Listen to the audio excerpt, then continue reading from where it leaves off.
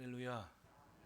예배하는 여러분들의 삶에 준비하신 하나님의 복이 충만하기를 축복합니다.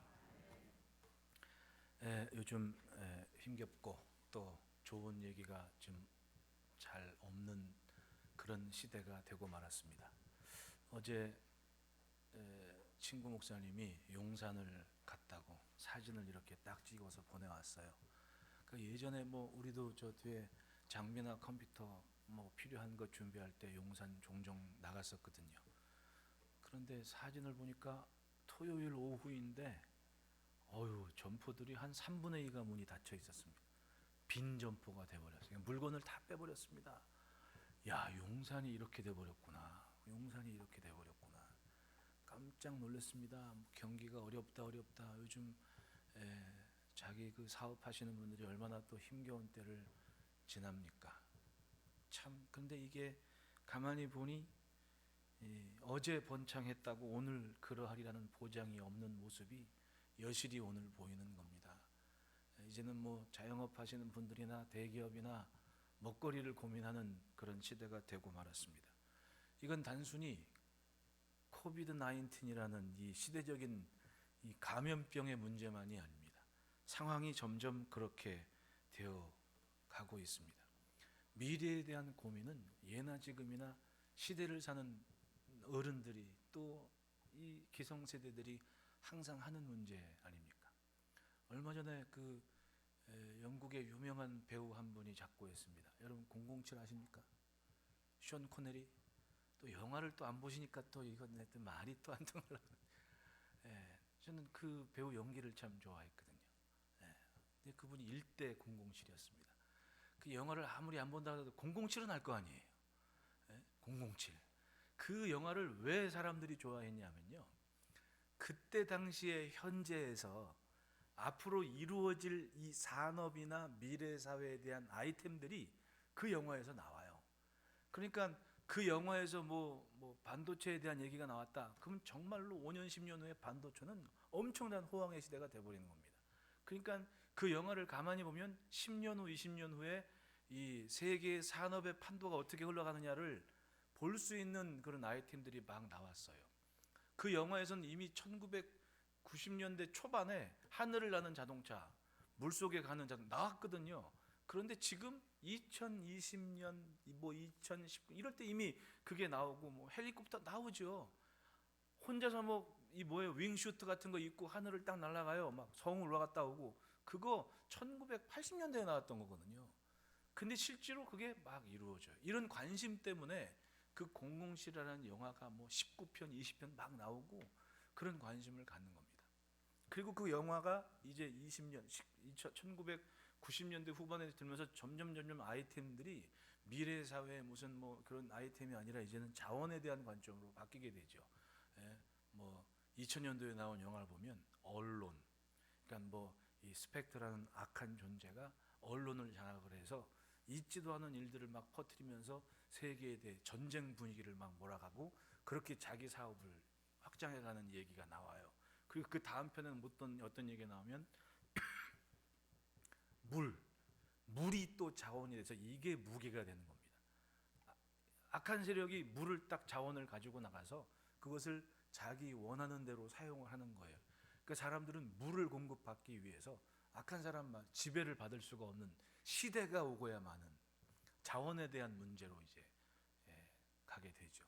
여러분, 우리 이 21세기 이 코로나 바이러스가 창궐하는 이 시점은 바로 그런 변곡점, 이 전환점이 되지 않나라는 그런 생각을 해봅니다. 이제껏 누려왔던 것이 전부가 아닌 뭔가 새로운 결단을 요구하는 시대가 되어가고 있습니다. 그와 관해 대한민국을 보십시오. 우리나라는 정말 대단한 일을 이루어낸 사람입니다. 여기 앉아 계신 분들 중에 혹시 애플사의 아이폰 사용하신 분 계십니까?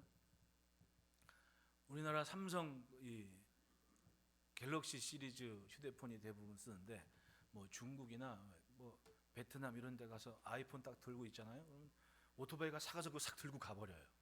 그러면 나는 이렇게 보고 있다가 오 하고 가는 걸 봐야 되는, 그렇게 좋아하는 아이폰들 이렇게 좋아해요. 중국도 마찬가지고. 근데 그 최근에 나온 아이폰 뚜껑을 딱 열어보니까 우리나라 부품이 제일 많이 들어갔다는 거예요. 아무렇지도 않게 생각하는데 이건 놀랄 만한 일인 거예요.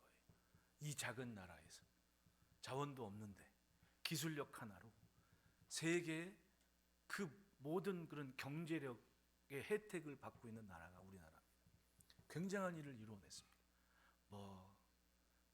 그동안 이 발전사를 이렇게 살펴보면요, 가만히 생각하면 답이 없는 상태에서 뭔가 굉장한 일들이 이루어지고 있다는 것을 인정할 수밖에 없었어요. 제가 지난 가을에 선생님하고 같이 정동길 갔었다 그랬지 않습니까? 제가 거긴 한번 생각을 가지고 걸어봐야 될 필요가 있다고 생각을 해요. 왜냐하면 그때 당시에 우리나라를 한번 보십시오. 고종 황제가 제국을 선포하고 황제가 되는데 그 전에 이제 왕이 되지 않았습니까?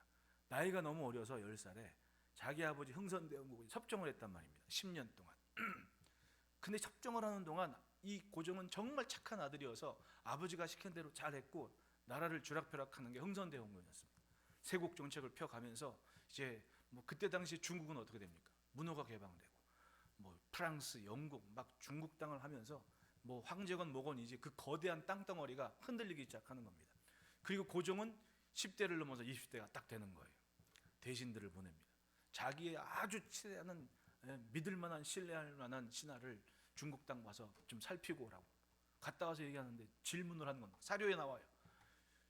서구 열강들이 들어왔을 때 그 나라 왕, 황제는 뭘 하고 있더냐, 또 백성들은 그걸 어떻게 생각하느냐 궁금했던 거예요.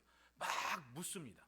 그러면서 쇄국 정책을 하는 자기 아버지와 정치적 이견을 갖게 되죠. 그리고 생각을 하는 겁니다. 야, 우리의 조상들이 그렇게 중국 의지하면서 속국처럼 그렇게 왕되는 것도 허락받고 살아왔는데 그런 대단한 중국이 한순간에 무너지는구나. 어디한테? 영국이건 프랑스건 다 돌아서 짓밟는데 어떻게 손 쓸 수 없이 무너지는 걸 본 겁니다. 생각을 하죠. 이대로 살아야 되느냐. 여러분, 우리는 항상 생각을 해야 돼요. 어떻게 살아왔느냐, 그리고 어떻게 살 것인가. 만약에 이 시대를 사는 어른들이 그런 생각을 갖지 않으면 이제 자라나는 자녀들에게는 어떤 세상이 될지는 그건 불보듯 뻔한 일 아닙니까? 고민을 해봤더니 이대로는 안 되는 거예요. 제국을 선포하면서 먼저 뭘 바꿉니다? 의복을 바꿔요. 이제껏 갖췄던 그런 상투 틀고 이게 아니에요. 그리고 고종황제 사진 보십시오. 서구식 옷을 딱 바꿔 입고 휘장 딱 걸고 그리고 덕수궁에 석조전을 저어요. 그게 영국 사람 데려다가 설계하고 지은 건물입니다. 이제 생각을 하기 시작합니다. 개방을 해야 된다. 문호를 개방하고 서구의 그런 이 흐름을 우리가 거스를 수 없는 시대를 살고 있다. 그런데 현실은 자기는 유교적 뿌리 깊은 사상과 그런 생각과 문화 속에 자라났거든요. 몸은 갈 수 있는데, 즉 겉은 바꿀 수 있는데 이 속은 어떻게 할 수가 없는 시대인 거예요. 이게 그 시대를 살았던 고종 황제의 딜레마였던 거예요. 그리고 아버지와의 이견이 다르니까 어떻게 됩니까? 얼마나 못된 아들이 됐습니까? 아버지 죽었는데 문상도 안 간 아들이. 신하들이 난리가 났습니다. 그리고 저 아랫역에 있는 신하들은 매일매일 상소를 올립니다. 흥선대원군을 보내야 된다, 풀어줘야 된다고 막 그렇게 복잡한 시대를 살았는데 현실은 정동 그 주변에 문화를 보면 참 재밌어요. 그렇게 트인 생각을 가지고 영국 사람 이렇게 데려다가 그걸 뭐라 그래요? 이렇게 연회장 같은 것도 짓고 석조전도 짓고. 그런데 현실은 일본 사람들 밀고 오죠. 러시아 사람들 들어와 있죠. 복잡한 상황에 러시아 공간 피난도 갔었죠. 이게 그 시대를 살았던 현실인 거예요. 뭘 하려 하지만 현실적으로 아무것도 없는 그게 그때 당시의 고종 황제의 현실이었단 말입니다. 지난 후에 후손들이 무슨 무능한 왕이니 어쩌나 말하기, 여러분 지나간 거 백날 떠도 그렇게 남 어른들 판단하고 싶습니까? 그건 쉽게 평가할 일이 아닌 거예요. 그 시대를 살아보지 않았으면 함부로 말할 일이 아니라는 겁니다. 단 교훈을 찾고 미래에 대한 양분을 찾아야지 어떤 왕이니 어떤 대통령이 백날 얘기하면 뭐하고 이미 지난 거를. 고종은 그랬단 말이에요. 그런 상태에서 몸은 바꾸는데 현실은 바뀔 수가 없는 겁니다. 아무리 석조전 만들고 우리가 서구식 따라가면 뭐합니까? 현실이 뒷받침이 안 되는 거예요. 왜? 문 밖에 나가면 모든 사람들이 여직 우상의 땅에 살고 있고 귀신 쫓고 있고 이런 상황에 무슨 미래가 있겠냐고. 그리고 들어온 러시아군, 일본이군 전부 자기들 야망을 가지고 국토를 유린하는 현실 아닙니까? 이제 거기까지 더 얘기하면 더 복잡해지니까. 그런데 그 담장박 한켠에 어떤 일이 이어지냐면 미국 사람들과 미국 선교사들이 자리한 흔적이 있어요. 이화학당 보십시오. 당시에 미국은 여성운동, 기독교, 교회를 중심으로 여인들이 껴야 된다는 운동이 한창 일고 있었습니다. 그래서 당시에 미국 여선교사님들이 이 땅에 많이 왔던 거예요. 사명감을 고치시거든요. 여성들이여 일어나라, 복음을 들고 깨어라 이래가지고 그 미국 여자 선교사들이 도전하면서 세계적으로 퍼져나갈 때였습니다. 그렇게 세워진 게 이화학당인 거예요. 예? 그리고 이 사람들의 생각은 겁니다. 여자들의 지위나 사상이 트여야 조국의 미래가 있다, 나라의 미래가 있다. 왜? 여러분 1년 12달 살면서 자기 자녀하고 제일 많이 시간을 보내는 게 엄마예요, 아빠예요? 솔직히 엄마들이 더 많이 보내거든요. 예? 그러니까 그때 당시에 사는 거예요. 엄마들이 뭔가 트이고 발전을 해야 자녀들이 그 양분 속에 자랄 수 있다. 그래서 항상 여성운동이 일어나고 있을 때 그 영향을 받은 선교사들이 와서 이화학당을 세운 겁니다. 그리고 그 학교에서 누가 자라나요? 10대의 파릇파릇한 젊은이들 가운데 유관순 열사나 그 친구가 는 애국주의자 독립운동하는 사람들이 배출이 되기 시작한 거예요. 그 밑에 배제학당이 있습니다. 거기서 이승만 박사나 서재필 씨 같은 분이 독립신문 만들 분 아니에요. 창간한 분 아니에요. 그런 분들이 선교사님들한테 가르침을 받고 공부를 하기 시작했습니다. 훗날에 이승만 박사가 독립운동하다가 투옥됐을 때 독립신문에 편지를 보낸 둘이 같이 교회에서 만나서 공부하고 예수 믿고 그렇게 자랐거든요. 거기에 뭐라고 쓴 겁니까? 이 땅이 독립을 하기 위해서는 모두가 다 예수를 믿는 길밖에 없다. 그렇게 편지를 쓰면서 독립운동했던 거예요. 그리고 그 밑에 뭐가 있습니까? 정동제일교회 있었죠. 거기서 같이 예수 믿고 생활했던 거예요. 그리고 지금은 가만히 보니까 그 길 끝자락에 미국의 아주 큰 투자금융회사인 JP 모건이 거기에 있더라고요. 그게 내가 가만히 보니까 중국이건 러시아건 일본이건 이 땅에 들어와 가지고는 어떻게 하든 자기들 야망을 이루기 위해서 뭔가 막 흥선대원군 납치돼 갔었잖아요. 그 모양이었어요, 그 모양. 근데 거기 그 라인에 있는 미국에서 온 선교사들과 이 사람들이 한 일은 뭐였어요?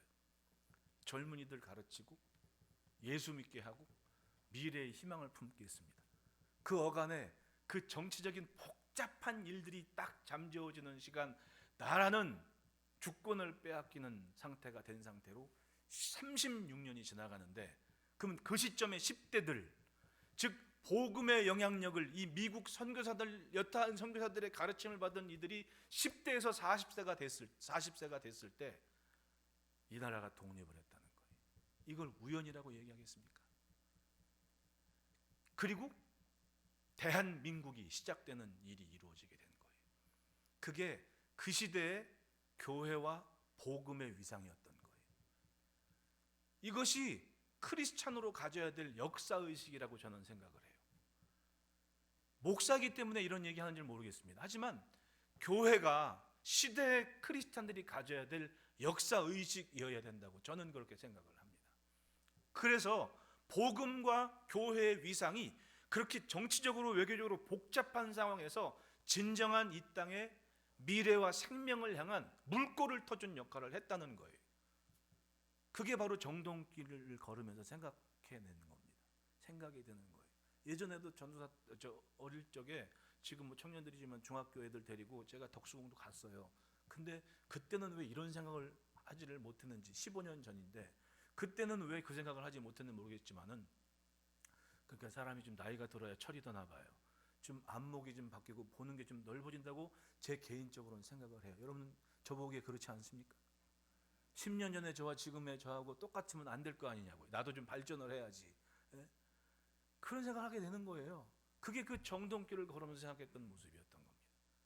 그 시대에는 적어도 교회와 복음의 위상은 이 땅의 미래가 달려있다는 그런 애절한 누군가의 외침과 신앙이 있었다는 거예요. 그리고 나라가 발전하기 시작하면서 지금 세계적으로 유명한 핸드폰 뚜껑 열어보면 가장 먼저 우리나라 부품이 제일 많이 들어가는 나라가 됐다는 거. 이거는요 그냥 어쩌다가 이루어진 게 아니에요. 순식간에 나라 뺏길 뻔도 했거든요. 그런데 일단의 사명감과 믿음을 가진 이들의 미래를 바라보는 해안이 교회를 세우고 학교를 세우고 젊은 10대들 가르치고 나서 그리고 30몇 년 지나니까 그때 배운 10대들이 40세 되고 50세 됐을 때 빼앗긴 나라를 다시금 되찾게 되었다. 이게 믿음의 힘이었던 거예요. 어떻게 같이 정동길 한번 걸어 보실래요? 예, 한 번쯤은 애들 손 잡고는 산책을 한번 해볼 필요가 있습니다. 예? 지금 가만히 보니까 끝자락에 거기 그때 당시에 막 카톨릭 순교자들 뭐 기념 공연도 있고 그러는데 야 지금 보니까 난장판이 돼버렸어. 아 동네 그 직장 생활하신 직장인들이 하필이면 담배 피는데 전부 그 공원에 빽빽 나는 너구리 굴인 줄 알았어 거기가. 야, 그 어디 천주교 그 카톨릭 거기서는 그 사람들 가만 좀 관리 좀 하지. 아주 그냥 빽빽히 서가지고 너구리를 잡고 있는 점심 시간에 그 막간에 담배 피는 장소가 돼버렸더라.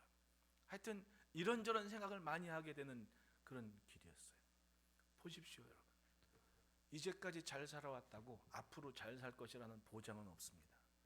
왜냐하면 뭐 어떤 돌아가신 그 뭐 기업 회장 얘기했지만은 위에서는 일본이 누르고 뒤에서는 중국이 쫓아온다고. 지금은요 중국이 얼마나 발전했습니까? 중국 사람들은요 돈 많이 벌면 주변 나라들 다 무시합니다. 제가 상해 가서 우리 학생들 같이 갔었죠. 상해는 어지간한 부자들도 거기 있거든요. 뭐 세상에 가장 비싼 차 좋은 차 거기 다 있습니다. 그냥 흔하게 굴러다녀요. 중국 여타한 그래도 뭐 서한이건 어떤 데 가서 한국 사람이라면 막 부러워하고 좋아하고 막. 그런데 상해는요 한국 사람이라면 이렇게 아래로 봐요. 그게 중국 사람들의 실체인 거예요. 지금 이 공사할 때 공사장 인부의 80% 이상이 중국 사람이었어요. 우리 예배당 앞에 쫙 서 있는데 다 중국 사람이에요. 왜 그런지 아세요? 책임지는 미장이 다 중국 사람이에요 지금은. 그러니까 한국 사람 인부들이 중국 사람한테 욕먹고 지금 그렇게 일을 하고 있어요. 이게 현실인 거예요. 많이 쫓아왔어요. 이제는 제조업이고 뭐건 주고만 쫓아왔어요. 치는 상태예요. 우리는 그런 생각을 해야죠. 이제껏 살아온 대로 앞으로도 잘 살겠느냐. 언젠가 얘기했죠. 한 10년 전에. 우리나라 외교부 과장이 중국 갔다 와서 하는 얘기가 외교통상부이라는 사람이 야 앞으로 한 10년 지나면 우리나라 애들이 중국에 와서 발 마사지하고 있어야 될 수도 있어. 이게 현실이라고. 우리는 생각을 해야 돼요. 어떻게 살아왔지? 무엇 때문에 여기까지 왔지? 여러분 나라가 발전하는 과정에 교회가 어떤 위상을 졌습니까? 새벽같이 기도하고 새벽종 치고 잘 살게 해달라고 그냥 산 줄 아세요? 그러면 그 시대로 돌아가서 그때 당시에 예수 믿은 사람들이 소원이 뭐였겠어요? 예, 최초의 의사 백정 아들이 의사가 됐습니다. 예? 어디서? 선교사님한테 배워가지고 그런 거 아니에요. 그때 소원은 뭐겠습니까? 내 자식 사람답게 살게 해주십시오. 예? 그 다음에 예수 믿는 사람 나라 독립하게 해주십시오. 6.25 끝난 어른들은 우리 자식들 배골지 않게 해주십시오. 쌀밥 먹게 해주십시오. 이게 기도의 제목들이었습니다. 그러면 그 기도의 소원들이 고스란히 이루어지는 현실이 지금 우리가 누리고 사는 거 아닙니까? 그러면 이 시대 어른도 생각을 해야죠. 앞으로 우리 자식들은 어떻게 살아야 됩니까?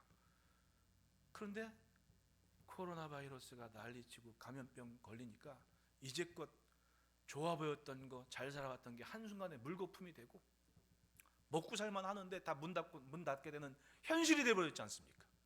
그럼 앞으로는 또 어떻게 살아야 됩니까? 성경에 보십시오. 전염병에 대한 답이 뭐였는지. 답은 간단했어요. 하나님을 존중하고 그 말씀에 순종해라. 그러면 고쳐주겠다. 무슨 힘으로 고칠 거예요? 어디서 지혜가 있습니까? 그게 현실인 거예요. 역사 얘기를 오늘 좀 하고 싶었습니다. 제가 왜 이런 얘기를 하느냐. 오늘 제목 보십시오. 이 골짜 개천을 많이 팔아. 누가 한 얘기예요? 엘리사 선지자가 했습니다. 그 말이 있는 배경이 뭐였습니까? 여러분 세 왕이 등장을 합니다. 여호람 왕, 여호사밧 왕, 에돔 왕이 등장을 해요. 이 세 사람은 그 시대를 볼 때 누릴 것 다 누리고 살았던 세대였습니다. 왜냐? 여호람 왕이 아버지가 누구예요? 아합이거든요. 형 아하시아가 왕 노릇했는데 좀 엘리야도 아버지한테 엘리야에게 그렇게 됐는지 모르지만 바알한 좋고 뭐 이렇게 뭐 우상한테 절하고 엘리야 찾지도 않고 오죽했으면 하인들도 몰라봤습니다. 신하들도 엘리야를 몰라볼 지경이었으니까. 엘리야가 어떤 종이었어요? 하늘에서 불을 내리고 막 아주 대단한 선지자 아닙니까? 근데 엘리야의 존재감조차도 미력할 만큼 그렇게 사니까 어떻게 돼요? 2년 만에 죽어버렸습니다. 그리고 아합의 둘째 아들 여호람이 왕이 된 거예요. 그럼 여호람 입장에서 어떤 위치였습니까? 제 생각에는 누릴 것 다 누린 왕이었어요. 왜냐? 할아버지가 오므리예요. 이스라엘의 유력한 장군이었다가 자기 대적하는 장군들 다 정리하고 왕조를 시작한 왕이었고, 계획적으로 왕조를 이끌 마음을 가지고 사마리아 성으로 수도를 정한 다음 그 땅을 매입하고 수도를 정하고 자기 아들 아합을 왕 세운 사람입니다. 얼마나 치밀하고 대권을 준비했는지 모르지만 자기 아들을 그냥 이스라엘 땅에 있는 왕으로 생각하지 않았어요. 시대의 패권을 지을 왕을 기대하면서 이 오므리가 두로의 왕하고 사돈을 삼은 겁니다. 그 집 딸 우리한테 시집 보내라고. 그러니까 이 아합은 당시에 아합이 왕일 때는 군사적으로, 외교적으로, 경제적으로 전혀 모자람이 없는 아주 인간적으로 퍼펙트한 왕이었습니다. 오죽했으면 여호사밧이 아합하고 사돈 삼자고 했겠냐고. 여호사밧 입장에는, 유다의 왕 여호사밧 입장에는 남쪽 유다에 한 30분 내려가면 광야가 시작됩니다. 유다 광야, 그 다음에 네겝, 그 다음에 바란 광야예요. 농사 지을 만한 땅조차 없는 산꼭대기에 있는 왕으로서 백성들을 먹여 살려면 어떻게 해야 됩니까? 그래도 북쪽에 있는 아합이랑 좀 친해져야 돼. 그러니까 자기 아들 아합 딸 데려다가 자기 며느리 삼은 거 아니에요. 그리고 사돈한테 계속 얘기를 하죠. 거기 상단들 오면 거기 바닷가길 편한 길로 보내지 말고 이 산 쪽으로 좀 올려 보내라고. 사돈 아합이 자기 딸 시집가 있으니까 그로 다 보내죠. 그러면 세금 내, 물물 거래돼, 직장 생겨. 이게 여호사밧이 할 수 있는 길이었던 거예요. 그리고 얼마나 엎어졌으면 자기 손주들 이름을 이스라엘하고 똑같이 줘. 이스라엘에도 아하시아가 있고 유다에도 아하시아가 있어요. 이스라엘 왕에도 여호람이 있고 유다 왕에도 여호람이 있어요. 여러분들 성경 기다 헷갈리죠? 그게 왜? 둘이 확 엎어져가지고 애들 이름을 똑같이 진 거야. 그 정도로 살아남기 위해서 몸부림을 친 거예요. 믿음 좋은 여호사밧 왕도 백성들 먹여 살려고 어쩔 수 없이 그런 선택을 할 수밖에 없었던 거예요. 이 세 왕들이 여기 들어간 거예요. 에돔은 당시에 섭정왕이었어요. 왜냐하면 아합이 군사력을 가지고 주변을 평정했기 때문에 모압이건 에돔이건 이스라엘한테 조공을 바치고 살아요. 그러니까 열왕기하서 1장을 시작할 때 뭐라고 얘기하냐? 아합이 죽고 모압이 배반하더라라고 얘기하죠. 조공 바치던 땅에서 배반을 한 겁니다. 그래서 여호람이 군사를 모르고 정벌하는 길이 오늘 본문의 배경인 거예요. 여호사밧 입장에는 자기가 어른이고, 그리고 그 사돈 자기 며느리 오빠가 와서 좀 도와달라는데 안 갈 수도 없어. 그 아버지하고도 정리도 있는데. 그러니까 군사를 청할 때 또 만약에 자기가 안 도와줬다 그래서 사돈 그러면 앞으로 상단은 글로 안 갈 테니까 그렇게 아주 경제권이 지금 있는데, 그러니까 당신의 내 말이 당신 말이오. 그리고는 보내면서 그래도 여호람이 아랫사람이니까 여호사밧한테 묻는 거예요. 그럼 우리가 어느 길로 가리까? 여호사밧이 우리 북동합시다. 그리고는 간 거죠. 그리고 에돔은 어차피 섭정왕이니까 같이 가는 상황이 된 거예요. 모압은 지금의 사해 건너편 요르단 지역을 얘기합니다. 그 길을 가는 거예요. 세 왕이 생각하기에 따라 이 연합군은 모압을 간단하게 평정할 수 있는 상황이에요. 왜? 당시에 모압이 열왕기하서 3장 앞부분에 보면 해마다 조공을 바치는 게 양의 껍질, 가죽이었어요. 그러니까 대부분이 목동들이었고 뭐 농사 간단히 짓는 그런 상황이었죠.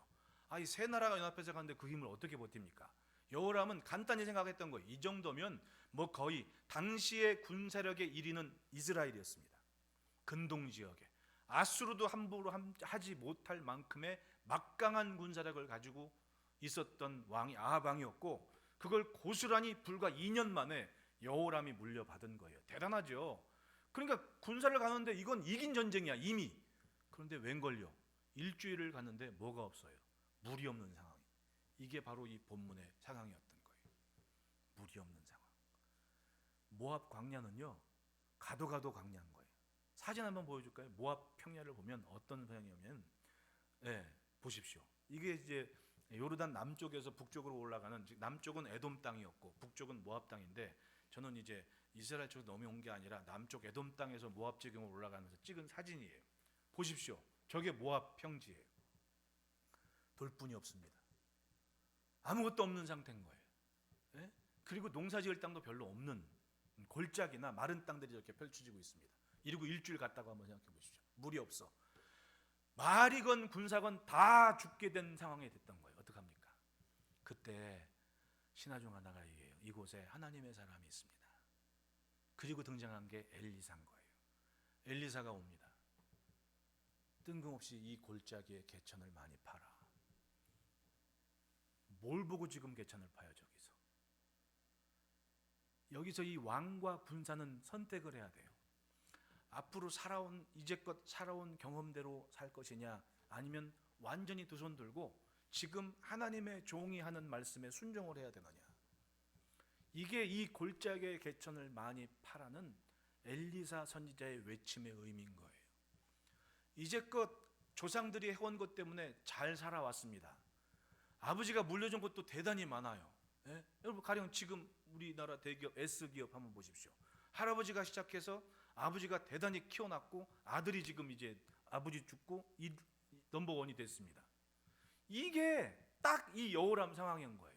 자기 할아버지가 왕조를 시작해놨고, 자기 아버지가 경제, 외교, 군사 탄탄하게 다 읽어놨어요. 그리고 2년 만에 자기가 딱 왕이 돼버린 거예요.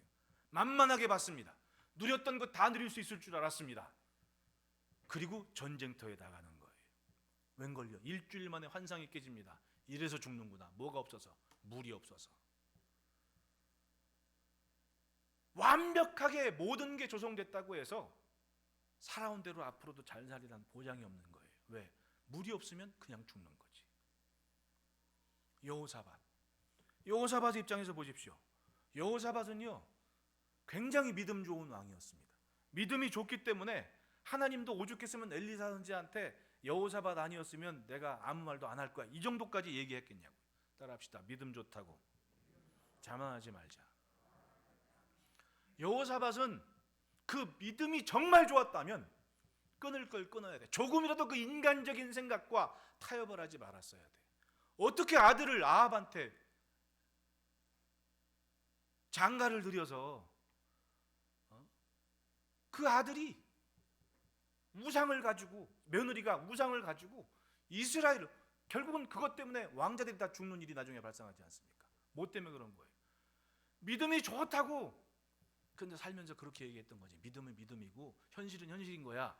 그러니까 어떻게? 인간적인 방법을 동원해서라도 먹고 살아야지. 그리고는 어떻게? 며느리 삼고 사돈 삼고, 여보, 아합한테 사돈, 이왕 우리가 외교도 되고 이게 되니까 앞으로 낳는 손주들 우리 이름 똑같이 집시다. 그리고는 애들 이름이 똑같이 아시하고 여호람이 된 거지.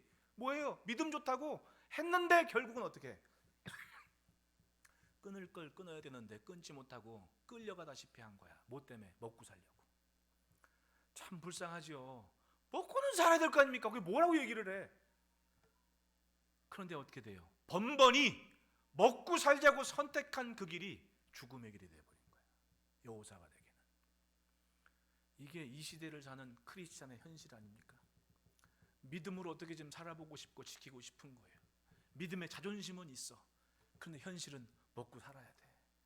그러니까 타협을 하게 돼요. 인간적인 생각과 사회적 분위기와 타협을 해서 어떻게 하든. 그게 여호사밧의 입장이었던 거예요. 뭐 에돔 왕은 어차피 섭정 왕이니까 다를 것도 없고. 이 시대의 교회의 위상과 복음의 위상을 한번 보십시오. 이제껏 우리의 선진들은 제국이 멸망하고 한 나라가 다시금 시작하는 일을 30몇 년 어간에 이루어낸 그런 신앙의 저력이 있습니다. 이건 교회의 자긍심이라고 생각을 해야 돼요, 저는. 근데 지금은, 그래도 지금 손가락 치면 나쁜 놈이가 욕하는 사람들이 대통령일 때는 교회 어른들이 모여서 한마디 하면 듣는 척이라도 했습니다. 근데 지금은 그런 거 없어. 하나의 프레임은 짜졌습니다. 교회는 문제거리들이야. 아주 전염병만 퍼뜨리고, 교회에서 뭐라고 하면 색안경부터 끼고 보는 존재들이 돼버린 거예요. 이제 교회 다니는 사람. 나 예수 믿어요 라고 어디 가서 당당하게 말하기도 부끄러운 상태가 돼버린 겁니다. 우리 선조들이 가졌던 이 믿음과 교회의 위상이 깡그리 무너진 시대를 살고 있습니다. 이게 딱 지금 이 여호사밧이나 여호람이나 에돔 왕이 광야를 지나는 때의 모습이에요. 그리고 현실은 어떻게 됐습니까? 퍼펙트한 조건은 있는데 물이 없어 죽게 된 상황을 만든 거예요. 우리는 다시 질문을 해야 돼요. 어떻게 살아왔는가? 어떻게 살아야 하는가? 교회는 어떻게 살아냈는가? 어떻게 살아야 하는가? 이 질문을 해야 됩니다. 이 무너진 신앙, 이 복음과 교회의 존재감이 어떻게 회복될 수 있는가를 답을 낼 시대가 됐습니다. 지금 그러지 않으면 10년 후, 20년 후에 지금 자라는 아이들이 어떤 자리에 있을지 아무도 보장하지 못해요. 보십시오. 살아온 대로 사는 것이 정답은 아니었어요. 따라합시다. 영혼이 망가지면 인생이 망가진다. 잠언 16장 20절에 삼가 말씀에 주의하는 자는 좋은 것을 얻나니 여호와를 의지하는 자는 복이 있느니라 라고 말씀을 해요. 시편 85편 12절에는 여호와께서 좋은 것을 주시리니 우리 땅에 그 산물을 내리로다 라고 말씀을 해요. 야고보서 1장 17절에는 온갖 좋은 은사와 온전한 선물이 다 위로부터 빛들의 아버지께로부터 내려오나니 라고 말씀을 해요. 여러분, 하나님이 주셔야 땅이 산물을 낸다는 얘기입니다. 즉 하나님을 존중하지 않으면 이 땅은 아무리 자원이 많아도 산물이 없는 시대가 돼요. 물이 없어 죽게 되는 상황이 된다는 말입니다. 놀랍게도 그 땅에 엘리사가 있었습니다. 따라합시다. 하나님을 존중하고 기대하자. 엘리사가 딱 와서는 검은 곳 탈 사람을 불러서 검은 노를 키게 하자. 이건 지금 가당치도 않은 얘기입니다. 목말라 죽게 됐다 그러는데 검은 고를 타라니요. 경험대로라면 그렇게 좀 넌지시 좀 하나님의 사람도 좀 깔아뭉개고 자기 주관을 내세울 시점인데 상황이 상황인 만큼 시키는 대로 다 할 수밖에 없는 거예요. 검은 고 탈자 불러왔습니다. 검은 고를 딱 타는 거예요. 그 보면 엘리사 선지자도 참 재밌고 아주 위트도 있고 참 당당하신 분 같아요. 검은 고 타는 거를 딱 들으면서 음악 감상하시네. 근데 그 상황에서 놀라운 일이 벌어집니다. 열왕기하서 3장 15절 말씀 보십시오. 개역 성경에는 이 부분을 이렇게 얘기를 해요. 이제 내게로 검은 고 탈 자를 불러오소서 하니라. 검은 고 타는 자가 검은 고를 탈 때에 여호와께서 엘리사를 뭐 하시니? 감동하시니. 놀랍게도 그 시간 하나님의 종을 감동하시는 모습을 사람들이 보았습니다. 누가? 여호와께서 엘리사를 감동하시는 것을 사람들이 다 알 수 있었어요. 세번역 성경은 이 부분을 이렇게 번역을 해요. 이제 내가 검은 고 타는 사람을 데려오십시오. 그리하여 검은 고 타는 사람이 와서 검은 고를 타니 주님의 권능이 엘리사에게 내렸고. 쉽죠?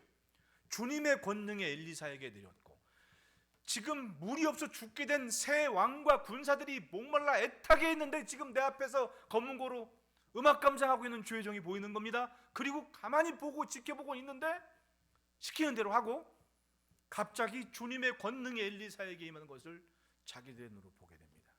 그 다음 한 얘기가 뭐예요?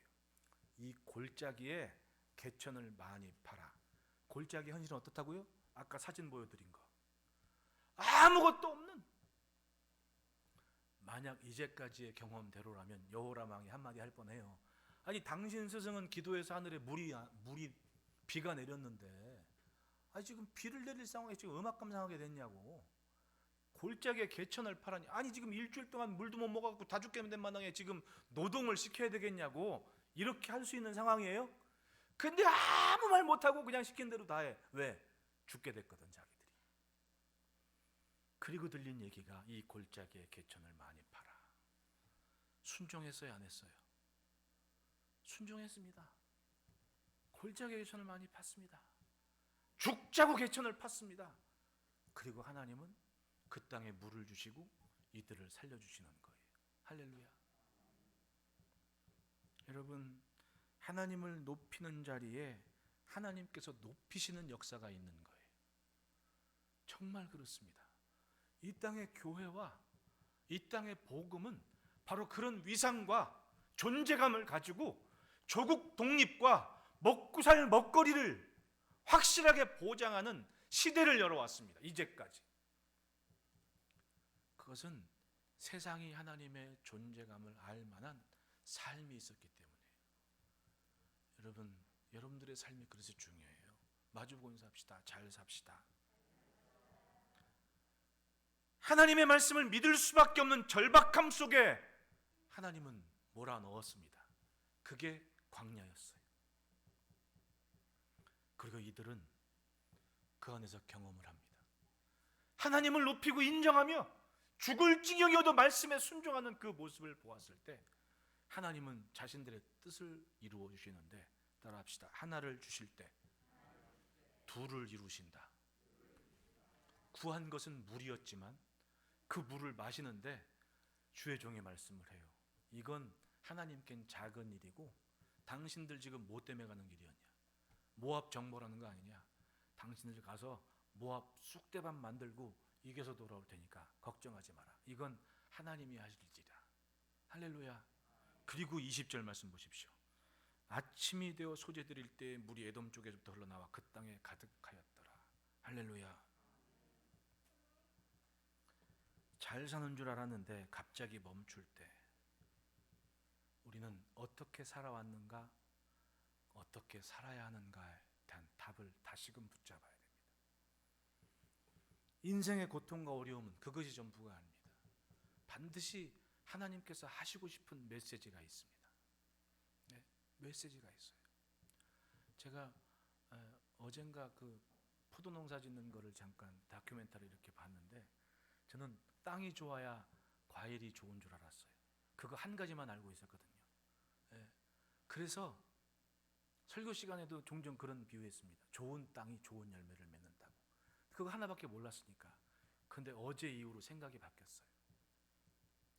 포르투갈에 아주 땅은 그냥 석회암이고 막 척박한 땅에 바람은 모질게 불고, 근데 거기서 포도 농사를 지어요. 포도 농사를 짓는데 거기 포도가 그렇게 향이 좋대요. 근데 그 작가가 그 얘기를 해요. 땅은 거친데 여기서 자라는 포도는 향기가 최상품이라고. 그래서 제가 깨달았습니다. 아, 그렇구나.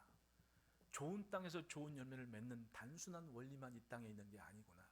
그 거친 땅에서 열매를 맺기 위해 몸부림치는 그 나무의 입장에서 생각할 때는, 살아내려고 몸부림치는 그 포도나무의 열매는 그냥 좋은 땅에서 나는 포도보다 훨씬 더 향이 아름답구나. 그걸 깨달았어요. 세상에는 죽을 때까지 배워야 되겠다. 난 그래 다짐을 해. 난 죽을 때까지 공부를 해야 되겠구나. 느끼는 게 너무 많아요. 정말 재밌습니다. 세상은 신기해요. 그게 눈만 뜨면 요즘도 아침에는 오늘은 무슨 재밌는 일이 있을까? 나는 그렇게 살아요. 여러분, 고통과 어려움과 절망은 끝이 아닙니다. 메시지를 담고 있습니다. 지금 뭐 코로나 바이러스 때문에, 감염병 때문에 단절, 뭐 문 닫고 난리치고 먹거리가 없고, 우리 그건 경험을 해요. 그러면 이제껏 1년 내리 몸부림쳐서 나온 게 뭐가 있어요? 아무것도 없어요. 지금 또 다시 뭐 미국은 뭐 사망자 20만까지 갈 거라고 막 난리치고, 어디는 뭐 하루 일본 뭐 2,900명 뭐 확진자 나오고, 우리도 이제는 막 겁이 납니다. 벌써 이제 우린 여름 2월 달 뭐 넘어가는 확진 겁먹고 있지 않습니까? 이게 우리 이 존재감의 전부인 거예요. 그러면 그 시대에 과연 교회의 위상은 어떻게 됐느냐? 가만히 보니까 믿음과 교회의 위상은 떨어질 대로 떨어지는 시대가 돼버린 거예요. 세상은 더 이상 교회를, 신앙을, 심지어 여호사밧처럼 믿음을 가졌다고 하지만은 신앙의 위상과 존재감을 귀히 여기는 마음들이 희귀한 때를 지나고 있습니다. 아무리 힘겨워도 주일 지키기 위해서 예배당을 찾고 영상 앞에 예배드리는 그 모습이 우리는 다 그런 줄 알아요. 근데 저 밖을 보니까 그렇지 않은 교회들도 많더라고요. 속상해하는 목사님들도 많더라고요. 이게 우리의 위상인 거예요. 존재감인 거죠. 미래가 있겠습니까? 다시 광야 앞에 일주일 해서 다 죽게 된 이 여호람과 여호사밧과 에돔왕을 생각해야 돼요. 모든 게 완벽하다고 해서 사는 게 아니더라고요. 한순간에 죽을 수도 있다고. 그럼 어떻게 살았느냐? 이 골짜기의 개천을 만입하라는 주의 종의 음성 앞에 깨달았습니다. 하나님을 인정할 수밖에 없고, 하나님은 살아계시고 우리는 그 말씀에 순종해야 살 수 있다는 거. 할렐루야. 단순한 이야기입니다. 그러나 너무 잊고 사는 거예요. 시대를 사는 성도의 삶이 그래서 중요합니다. 목말라 죽을 지경에 들린 하나님의 음성, 하나님을 기대하며 땀을 흘려 말씀에 순종하는 삶의 모습이 결국은 자신들의 뜻을 성취하는 길이었다는 것. 그러면 살아내는 목적이 세상과 같다 하더라도 그 일을 이루는 과정은 우리에겐 딱 한 가지예요. 하나님을 존중하고 하나님의 말씀에 순종하는 것. 힘겨운 때지만 그 모습으로 세상에 다시금 복의 근원으로 서는 역사가 있기를 축복합니다. 기도하겠습니다. 하나님 아버지,